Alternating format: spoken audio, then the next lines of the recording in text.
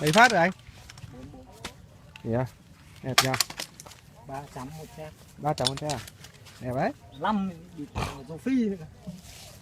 Kéo bỏ cái lưỡi không đau nó.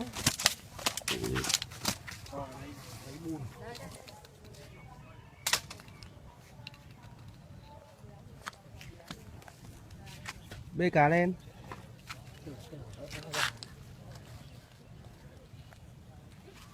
Con trăm mới.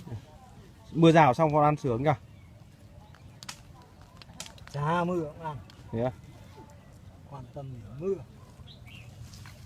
Phải không các? Khéo mất đấy.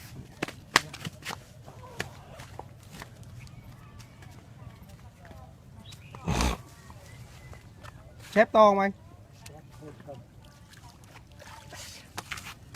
Ngon. Xuất sắc đấy. Bóng một con.